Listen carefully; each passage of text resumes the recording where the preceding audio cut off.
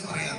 കാക്ക താഴ്ന്നു പറക്കും, വെയിലത്തെ കുത്തുകൾ ഇങ്ങനെ കാണാം, പിന്നിൽ ആരോ ഇങ്ങനെ നിൽക്കണ പോലെ തോന്നുന്നു ഇടയ്ക്കിടയ്ക്ക്. അതായിട്ട് പോലെ കിടക്കുമ്പോൾ ഫാനിൻ്റെ കാറ്റിൽ കയറി ചിലപ്പോൾ പാട്ട് കേൾക്കണ പോലെ തോന്നുന്നു. അങ്ങനെയൊക്കെയാണ് തോന്നുന്നത്.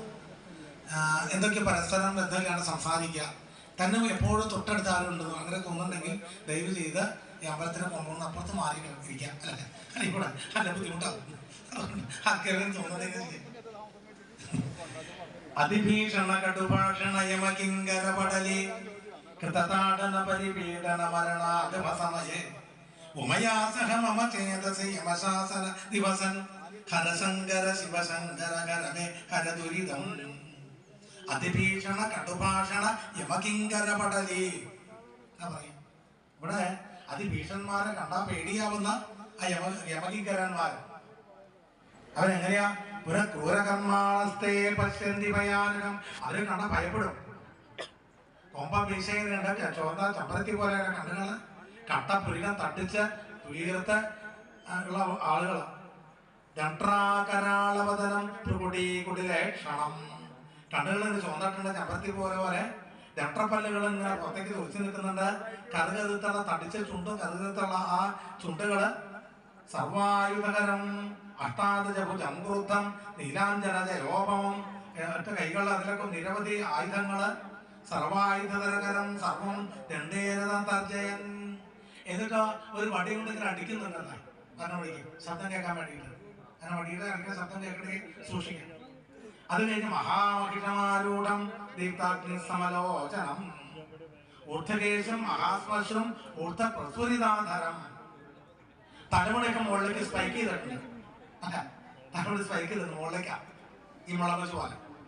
അതുപോലെ തന്നെ എന്താ ഊർധകേശം ശരീരത്തിന് മുഴുവൻ എന്താ രോമവും വളർന്നിട്ടുണ്ട്. ഈ സ്പൈക്ക് ചെയ്ത് അവരെന്താ പറയും? ഫ്രീക്കന്മാര് എന്ന് നോക്കുക. അവരെ ഉപയോഗിക്കുന്ന വണ്ടിയുടെ പേരാണ് യമഹ. യമഹ എന്ന് പറഞ്ഞാൽ യമൻ. അവരെ പോക്കേണ്ട നമുക്ക് തന്നു, തിരിച്ചു വരാനുള്ള പോക്കല്ല അല്ലെ ഫ്രീക്കന്മാര് പോണത്. വണ്ടിയുടെ വരുന്നത് യമഹ. യമഹ എന്നല്ല ഇട്ടേക്കുന്നത്. യമഹ എന്ന് പറഞ്ഞാൽ യമനർത്ഥം. മഹാമഹിഷമാരൂഢം പോത്തിന്റെ പുറത്ത് അവരും ദീപ്താഗ്നി സമലോചനം. കണ്ണിൽ നിന്ന് അഗ്നി ഇങ്ങനെ വെക്കുന്നുണ്ട്. അങ്ങനെയാണ് ഇവരുടെ വരവ്. ഇത് കണ്ട് പേടിച്ചു അദ്ദേഹം. അങ്ങനെ രാവണൻ അത് കണ്ട് പേടിച്ചോടുകൂടി പുത്രനെയോർത്തുതൻ പേരൊന്നുരയ്ക്കവേ. ഇദ്ദേഹം ഭയപ്പെട്ടു. തന്റെ ഉണ്ണി അവിടെ കളിച്ചുകൊണ്ടിരിക്കുന്നുണ്ട്. അതുകൊണ്ട് നാരായണ എന്ന് വിളിച്ചു. പാചകസ്ഥാന്ത്രയും ദുട്ടാപുരുഷാന്തരന് 3 പേരാണ് യമഭടന്മാർ പറയുന്നത്. അവരുടെ ഈ മനസ്സുകൊണ്ടും ശരീരം കൊണ്ടും വാക്കുകൊണ്ടുമാണ് ഒരാൾ പാപം ചെയ്യുന്നത് നമ്മൾ പറഞ്ഞു. അതുകൊണ്ടായിരിക്കാം 3 യമഭടന്മാരിവിടെ വരുന്നത്. ഈ ഭടന്മാരെ കണ്ടോടുകൂടി ഇദ്ദേഹം ഭയപ്പെട്ടുകൊണ്ട് പുത്രനെയോ തുതൻ പേരൊന്നുരയ്ക്കവേ, തൻ്റെ ഉണ്ണി കളിക്കുന്നുണ്ട്. ആ ഉണ്ണിയെ നാരായണ എന്ന് വിളിച്ചു. പ്ലാവിതേന സ്വരേണോച്ചി ആവിഭാവാകുലേന്ദ്രിയ. കണ്ടേ കുരകുരായുധ. കണ്ടത്തില് കഫം വന്ന് നിറഞ്ഞിട്ട് നാരായണ 4 വാക്ക് പറഞ്ഞു. ഉടനും പ്ലുതമായിട്ട്, ശരിക്കും വ്യക്തമായിട്ടൊന്നും പറയാൻ പറ്റില്ല. വേഗം തന്നെ നാമവാക്കി എടുത്തുകൊണ്ട് ഭഗവാൻ വേഗം തന്നെ 4 വിഷ്ണുമാർത്ഥന്മാരാണ് പറഞ്ഞയച്ചു. വിഷ്ണുമാർത്ഥന്മാർ അതിവേഗത്തിൽ വന്നപ്പോഴേക്ക് ഇവിടെ ആ അജാമളുടെ കഴുത്തിൽ കയറിട്ട് മുറുക്കി വലിക്കാൻ തുടങ്ങി. അതോടുകൂടി വേഗം തന്നെ ആ വിഷ്ണുമാർത്ഥന്മാർ ആ കയറി ഊരി മാറ്റി. യോയം പ്രതിരോധാര ധർമ്മരാജ്യത്തെ ശാസനം. യമധന്മാർക്ക് ദേഷ്യം വന്നു. ഇതാണ് ഞങ്ങൾ ചെയ്ത പ്രവർത്തിക്കാൻ തടയണത്. ഈ ചരിത്രത്തിൽ ഇതുവരെ ഉണ്ടായിട്ടില്ല. ഞങ്ങൾ ഒരാളെ കൊണ്ടുവരാൻ പോയാൽ എങ്ങനെയും പുറപ്പെടും അല്ലെ, ഞങ്ങൾ കൊണ്ടുവരും. ഒരു സെക്കൻഡ് പോലും മാറ്റമല്ല. അതെ, ഞാനൊന്ന് ഒപ്പിട്ടോട്ടെ, ഞാൻ ചായ പകുതി കുടിച്ചു ബാക്കി കുടിച്ചോട്ടെ, ഒന്നുമില്ല. ആ സമയത്ത് തന്നെ കൊണ്ടുപോകും. ഇവിടെ ഞാനൊരു മഹാഭാവിയായ ഒരാളെ കൊണ്ടുപോകുമ്പോ നിങ്ങൾ ആരാ തടയാൻ എന്നൊക്കെ. നിങ്ങളെ കണ്ടിട്ട് ദേവന്മാരാന്നുകൊണ്ട് നിങ്ങൾ ആരാ? കസ്യവാകുതായാത. നിങ്ങൾ എവിടുന്നാ വരണത്? നിങ്ങൾ എന്നെ ഞങ്ങളെ ഈ തടയാൻ നിങ്ങൾക്ക് എന്താണ് അവകാശം? കിം ദേവാവദേവായ യൂയം കിം സിദ്ധസത്തമ. നിങ്ങൾ ദേവന്മാരാണോ? നിങ്ങൾ ആരാണെന്ന് പറയും.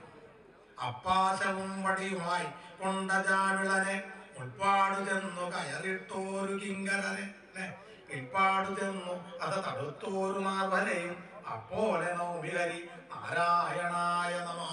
കേട്ടിട്ടില്ലേ? നാമകീർത്തനത്തില് നിങ്ങളാരാ എന്നെ തടയാൻ? ഞങ്ങളെ തടയാന്ന്. അപ്പൊ ഞങ്ങളെ കണ്ടറിയാതെ ഞങ്ങൾ വിഷുപാർഷന്മാരാണ്. നിങ്ങൾ ആരാ? ഞങ്ങൾ യമധർമ്മന്റെ ആളുകളാണ്. യമധർമ്മന്റെ ആളുകളാണ് നിങ്ങളെങ്കിൽ ധർമ്മം പരിപാലിക്കണം. ഞങ്ങൾ ധർമ്മം പരിപാലിക്കുന്നുണ്ടല്ലോ. നിങ്ങൾ ശരിക്കുള്ള ധർമ്മദേവന്റെ ആളുകളാണെങ്കിൽ ധർമ്മം എന്താണ്, അതിന്റെ തത്വം എന്താണ്, അതിന്റെ ലക്ഷണം എന്താണ് പറയും. നിങ്ങൾ ഓരോ ആളുകളെ കൊണ്ടുപോകുന്നത് എത്തിക്കുന്നുണ്ട്, അതിന്റെ നിയമം എന്താണ്? ഈ അജാമളൻ മഹാപാപിയാണ് നിങ്ങൾ കൊണ്ടുപോകാന്നൊക്കെ പറയണത് അല്ലെ? അതിനാണ് കയറിട്ടേക്കണത്. ഇദ്ദേഹത്തിന്റെ പാപമൊക്കെ തീർന്നു കഴിഞ്ഞിട്ടുണ്ട്. ഒരാൾ പാപിയാണെന്ന് എങ്ങനെ അറിയണത്? നിങ്ങൾ അറിയണത് എങ്ങനെയാ? നിരവധി ചോദ്യങ്ങളാണ് ചോദിച്ചത്. അപ്പൊ ധർമ്മദേവന്റെ ആളുകളാണ് അവിടെ കിങ്കരന്മാര് ആരുടെ പകച്ച് ഇത്ര വലിയ ചോദ്യം ചോദിക്കുക. നാമല്ലേ, നമുക്ക് നാമം ചെല്ലണതിന് അവിടെ പയ്യിൽ ഇരുന്ന് എന്തിനായിട്ട് പവിത്രം കേട്ട് കുടിച്ച് അങ്ങനെയൊന്നും വേണ്ട അല്ലെ? ഏത് വിധത്തിലും നാമം ചെല്ലാം. ഭഗവാന്റെ നാമായാ മതി. സാങ്കേത്യം വാ ജിഹാസ്യം വാ ചോപം കേളനമായവാ. ഇദ്ദേഹം നാമമാണ് ചെല്ലിയിരിക്കുന്നത്. അതുകൊണ്ട് ഇദ്ദേഹത്തിന് പാപത്തിന്റെ എല്ലാം നഷ്ടപ്പെട്ടു കഴിഞ്ഞു. പാപമില്ല, ഇപ്പൊ പുണ്യവാനായിട്ട് തീർന്നിരിക്കണം. നാമം ചെല്ലുന്നത് ഇന്ന രീതിയിൽ നടന്നൊന്നുമില്ല അല്ലെ? സാങ്കേത്യമായിട്ട് ഇതിൽ നാരായണ ഓരോ പണിയിലാണ് ചുട്ട എഴുതിയിരിക്കുക. അതിന്റെ നാരായണ ദേഷ്യം വന്നാല് പരിഹസിക്കണതില്ല. ഒരു പണിയില്ല, വെറുതെ അവിടെ ഇരിക്കണം. ഈ ചുട്ട വിരുദ്ധ നാരായണ ഏത് വിധത്തിലും സാങ്കേത്യം പരിഹാസ്യം വാ സ്തോപം കേളനമേവ. ഏത് വിധത്തിലും നാമം ഭഗവാന്റെ ആകും. ഭഗവാനത ആ നാമമായ അവിടെ പാപങ്ങളൊക്കെ തീരും. ആണ് രണ്ടക്ഷരം നാമം ഇതേവിധം ഇന്നലെ നമ്മൾ കേട്ടു. ശിവ എന്നൊരു രണ്ടക്ഷര നാമം ചെല്ലാത്തന്നെ എത്രയോ ജന്മങ്ങളുടെ പാപങ്ങളല്ലാതാണ് ചിത്തത്തിനെ ശുദ്ധീകരിക്കണത്, പാപമോചനം കിട്ടണത് അല്ലെ? ഇപ്പൊ പാപമോചനം വന്നു, യാതൊരു പാപവും ഇദ്ദേഹത്തെ തീണ്ടിയിട്ടില്ല, കൊണ്ടുപോകാൻ ഞങ്ങൾ സമ്മതിക്കില്ല.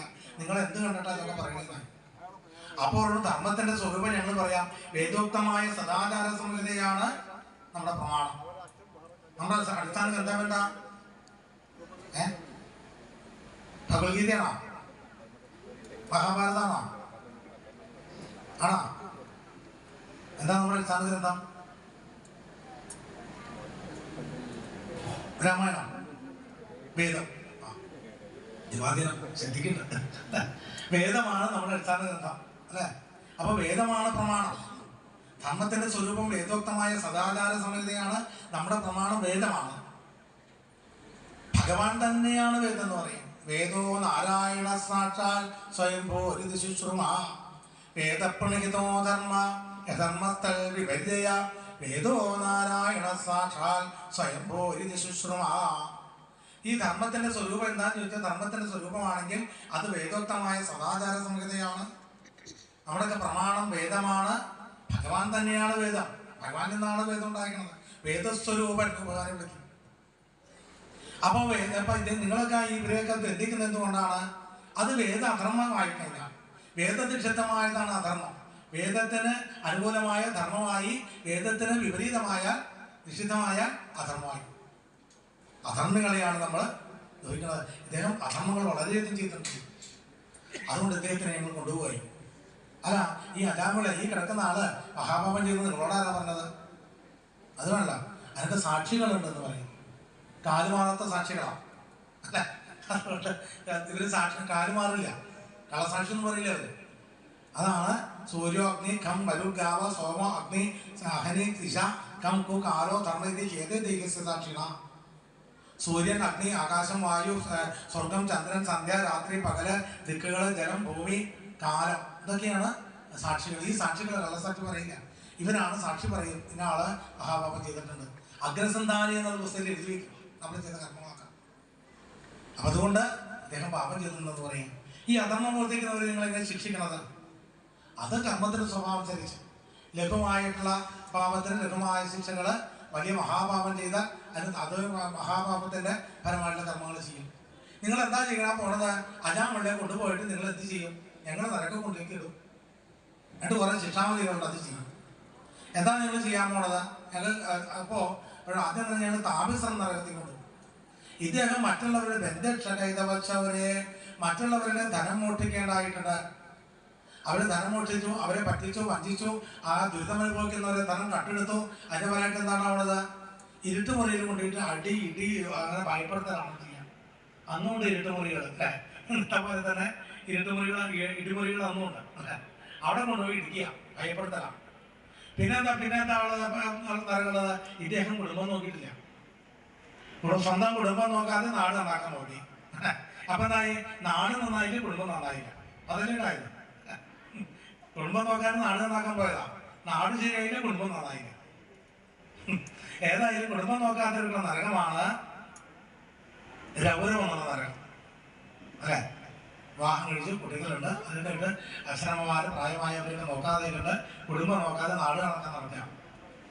അങ്ങനെയുള്ളവർക്കാണ് നരകം. അവിടെ ചെന്ന് കഴിഞ്ഞാൽ രൂരുക്കൾ എന്ന ജീവികൾ കൊണ്ട്, പാമ്പനെ പോലെ ജീവികളാണ്, അവിടെ നിന്ന് കൊത്തി പറയും. അതാണ് കുടുംബം നോക്കാത്തതിനുള്ള നരകം. നമുക്ക് കുഴപ്പമില്ല, നമ്മൾ കുടുംബം നോക്കണമല്ലേ? അല്ല, നിങ്ങൾ കുടുംബം നോക്കണില്ലേ? ഇല്ല, നോക്കുന്നുണ്ട്. അവർക്കുള്ള നരകമാണ് മഹാരൗരവ നരകം. കാരണം അജുഷാദി അവിടെ മമേതവതി ഭൂതത്രോ നരകമുണ്ട്. പിന്നെന്താ ചെയ്യണത്? പിന്നെയാണ് ഇദ്ദേഹം ജീവികളൊക്കെ വറുത്ത് തന്നിട്ടുണ്ട്, അല്ലെ? Veg, non veg. വല്ലപ്പോഴൊക്കെ മലപ്പുറം ജില്ലയില് 22% ഹിന്ദുക്കളുണ്ട്. ഇപ്പൊ അവര് പറയണത്, അവര് ചോദിച്ചപ്പോ അവര് പറയാം, ഞങ്ങൾ പറന്നാളിലൊക്കെ മാംസം കഴിക്കുന്നത്. പറന്നാളിന് ഈശ്വര സേവ ചെയ്യുന്നതാണ് പറന്നാൾ ദിവസം, അല്ലെ? ഈശ്വര സേവ ചെയ്ത ഭഗവാന് നന്ദിപ്രകാശം ചെയ്യുന്ന ദിവസമാണ്. ഈ ശരീരം നമുക്ക് തന്നു, ഈശ്വര സേവയ്ക്ക് വേണ്ടി അനുകൂലമായ ഒരു ശരീരം ഭഗവാന് സമർപ്പിക്കേണ്ട ദിവസമാണ് പറന്നാൾ. അന്ന് പോലും മാംസം കഴിക്കാൻ ഒന്ന് പറഞ്ഞ് മനസ്സിലാക്കുന്നു പറയും. പറന്നാളിൻ്റെ അന്നെങ്കിലും സത്യമായ ഭക്ഷണം കഴിക്കുക, ഈശ്വര സേവ ചെയ്യാം, അല്ലെ? അതാണ് വേണ്ടത്. അതിനവിടെ പറയണ്ടേ, അങ്ങനെ മാംസം കഴിക്കാൻ പാടില്ല. ഉള്ളി പോലും ചില കഴിക്കില്ല പറന്നാളിലാണ്. തമോഗുണമായ ഭക്ഷണമാണ് ഉള്ളി. അപ്പോ വെജ്, നോൺ വെജ് വല്ലപ്പോഴൊക്കെ കഴിക്കുന്നത് ചില ഇതില്ലാതെ ചോറിറങ്ങില്ല, അങ്ങനെയുള്ളവരുണ്ട്, അല്ല? ഇതില്ലാതെ മറ്റും ഇറങ്ങണ്ടേ? ഇറങ്ങണില്ലേ, ശീലമായി പോയി. അപ്പൊ നമുക്ക് മാംസം കഴിക്കാമോ? മാംസം ഭക്ഷണം അനുഭവമാണോ? മാംസം കഴിക്കാൻ പറ്റുമോ എന്നുള്ള എനിക്ക് ചില യോഗ്യത വേണം. വെറുതെ നമുക്കൊന്നും പറ്റില്ല. നമുക്ക് മാംസഭക്ഷണം കഴിക്കാൻ, നോൺ വെജ് കഴിക്കണമെങ്കിൽ അതിന് ചില യോഗ്യതകളൊക്കെ ഉണ്ട്. ഇപ്പൊ മാംസഭക്ഷണം കഴിക്കുന്നവരെ കൊണ്ടുപോയി എന്താ ചെയ്യണവര്? അവര് വേഗം തന്നെ കായ വറക്കണം വരെന്ന് പറഞ്ഞു. പാകം വന്ന് ഓണക്കാലത്ത് കായ വറക്കില്ലേ, ഉപ്പേരി വറക്കില്ല, അതുപോലെ പറഞ്ഞു. നമ്മൾ വല്ലപ്പോഴൊക്കെ ഉണ്ട്, അതെയാ എന്നാ പപ്പടം കാച്ചാൻ പറയും. അയ്യോ ദൈവം രാമനാണ്, അതെയാ എന്നാ നെയ്യ് വറക്കാം. അപ്പൊ മാംസം കഴിക്കാതെ, നോൺ വെജ് കഴിക്കാനുള്ള യോഗ്യത എന്താ? യോഗ്യത ഒരു 4-5 കാര്യങ്ങൾ പറയും.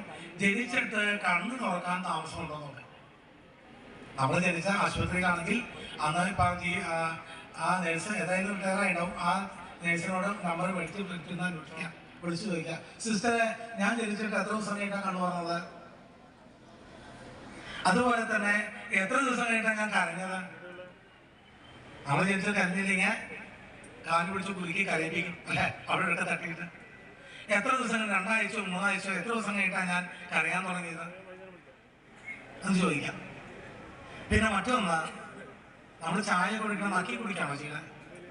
അല്ലെ? ചായ ചുക്കോളൊക്കെ വന്നെങ്കിൽ നക്കി കുടിക്കും, ആവുകൊണ്ട് നക്കി കുടിക്കും. അതുപോലെ തന്നെ പല്ല് തേക്കുന്നുണ്ടെങ്കിൽ ഈ ഉള്ളിപ്പല്ലുകൾ, പല്ലുകളുണ്ടോ ശ്രദ്ധിക്കുക. പൂച്ചയുടെ പല്ല് പോലെ പല്ലുകളുണ്ടോ നോക്കുക. അതുപോലെ തന്നെ ജനിച്ച സമയത്ത് നമ്മുടെ നഖങ്ങൾക്കൊക്കെ നല്ല ബലമുണ്ടാകണോ നമ്മുടെ അമ്മമാരോടോ അവിടെ ചോദിക്കും. കുട്ടികളിലൊക്കെ നഖം നമ്മൾ കീറി കളയുള്ളൂ, അല്ലെ? അത്ര മൃദുവാണ്. അപ്പൊ ജനിക്കുമ്പോൾ നഖത്തിന് നല്ല ബലമുണ്ടാവുക, അതുപോലെ തന്നെ ഉള്ളിപ്പല്ലുകൾ ഉണ്ടാവുക, അതുപോലെ വെള്ളം കൊണ്ടുവന്ന ചായയൊക്കെ കഴിക്കുമ്പോൾ അത് നക്കി കുടിക്കുക, അതുപോലെ തന്നെ ജനിച്ചിട്ട് കുറെ ദിവസം കഴിഞ്ഞിട്ട് കണ്ണു തുറക്കുക, അതുപോലെ തന്നെ ജനിച്ചിട്ട് കുറെ ദിവസം കഴിഞ്ഞിട്ടാണ് കരഞ്ഞു കൊടുക്കുക, അല്ലെ? അങ്ങനെയൊക്കെ നമുക്ക് ആ യോഗ്യത ഉണ്ടെങ്കിൽ നമുക്ക് ഈ മാംസഭക്ഷണം കഴിക്കാം. ഇതാണ് യോഗ്യത. അല്ലാതെ കഴിക്കുന്നത് അധർമ്മമാണെന്ന് പറയും. ഇനി മറ്റതാണ് മാതാപിതാക്കളെ നോക്കാത്തവരുണ്ട്. അച്ഛനമ്മമാരെയൊക്കെ നൃത്തകാലം വളർത്തിയുള്ള അച്ഛന്മാരെയൊക്കെ അവരെന്ത് ചെയ്യണം? ഇവിടെ വൃദ്ധസ്ഥലത്തിന് കൊണ്ടാക്കിക്കാം. വയസ്സായാൽ കഴിഞ്ഞു കഥ എന്തിനുള്ള നമ്മൾ ഇന്നലെ പറഞ്ഞു, ഈ കർഷകന്റെ കാളയെ പോലെ എല്ലാം മേടിച്ചിട്ട് ഇതെന്താവശ്യം, അല്ലെ? ചണ്ടികളായിട്ട് ഇട്ടേക്കാം. അങ്ങനെ വൃത്തസൗകര്യത്തിൽ ഏൽപ്പിച്ചാണ് അങ്ങനെയുള്ളവർക്ക് അവർക്കുള്ള എന്താ ഈ അധ്യാപകർ അങ്ങനെ അച്ഛനമ്മമാരെ നോക്കിയിട്ടില്ല, പത്നിയെ നോക്കിയിട്ടില്ല, കുട്ടികളെ നോക്കിയിട്ടില്ല, അവരുടെ സുഖം നോക്കി ഇവിടെ അടുത്ത് കഴിയുമ്പോൾ ഇത്ര കാലം. അപ്പൊ അങ്ങനെ അതിന് അധർമ്മം ചെയ്തു. ഇദ്ദേഹത്തിന് എന്താ ചെയ്യണത്? ഇദ്ദേഹത്തിന് അവിടെ കൊണ്ടുപോയി ഇദ്ദേഹത്തിന് ചെമ്പ് ഷീറ്റിൽ നിർത്തി. ചെമ്പ് ഷീറ്റിൽ നിർത്തി കഴിഞ്ഞാൽ ഇദ്ദേഹം നൃത്തം ചെയ്യാൻ തുടങ്ങി. അത് നമ്മളെ കലാമണ്ഡലത്തിൽ പോയിട്ടില്ല, ഈ ചെമ്പ് ഷീറ്റിനാണ് തീ കൊടുത്തില്ല. അപ്പൊ എങ്ങനെയായിരിക്കും? അങ്ങനെയാണ് നൃത്തം ചവിട്ടുക. അതുപോലെ പിന്നെയാണ് വൈദിക കർമ്മങ്ങൾ വിട്ട് നാസിക കർമ്മങ്ങൾ ചെയ്യാൻ തുടങ്ങുക. ഈ ഇവിടുത്തെ സനാതന ധർമ്മം ഒക്കെ വളരെ തട്ടിപ്പാണ്, അതിൽ വലിയ അർത്ഥമൊന്നുമില്ല. പ്രാകൃതന്മാരാണ് ഞങ്ങളൊക്കെ, കേമന്മാര് അല്ലെ, ഞങ്ങളൊക്കെ മറ്റുള്ളവരുടെ എന്താണ് ധർമ്മമാണ് കേമം എന്ന് പറഞ്ഞ് നടക്കുക. അവനവന്റെ സനാതന ധർമ്മത്തിനെ നിന്ദിച്ചുകൊണ്ട് നടക്കുക. ഈശ്വരനില്ല, അതില്ല, ഇവിടുത്തെ കന്തവിച്ചാണ്, അനാചാരാണ് എന്ന് പറഞ്ഞ് ഇങ്ങനെ അവനവന്റെ ഉള്ളവരെയൊക്കെ തള്ളി പറഞ്ഞ് സംസ്കാരം തള്ളി പറഞ്ഞ് ഇങ്ങനെ നടക്കണ ഒരാളുകളാണ്. ആകാശത്തേക്ക് മുട്ടിൽ തൊട്ട് ഇങ്ങനെ ബഹളം വെക്കുന്നത്. ഇവർക്കുള്ള നരകമാണ് അസിപത്രവനം എന്ന നരകം. അവിടെ കുഴപ്പമൊന്നുമില്ലാണോ? അവിടെയാണെങ്കിൽ പുല്ലിലൂടെ ഇങ്ങനെ വലിച്ചു കൊണ്ടുപോകും. പുല്ലിലൂടെ വലിച്ചു കൊണ്ടുപോകും. കൃഷ്ണ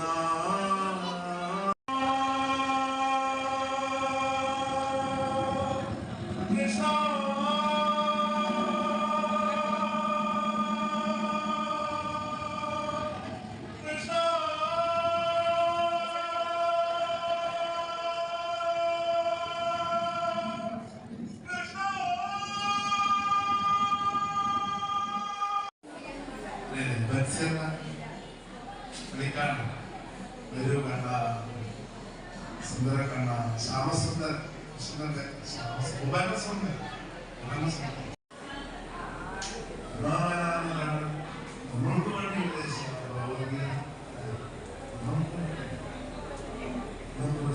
ഹരിയാന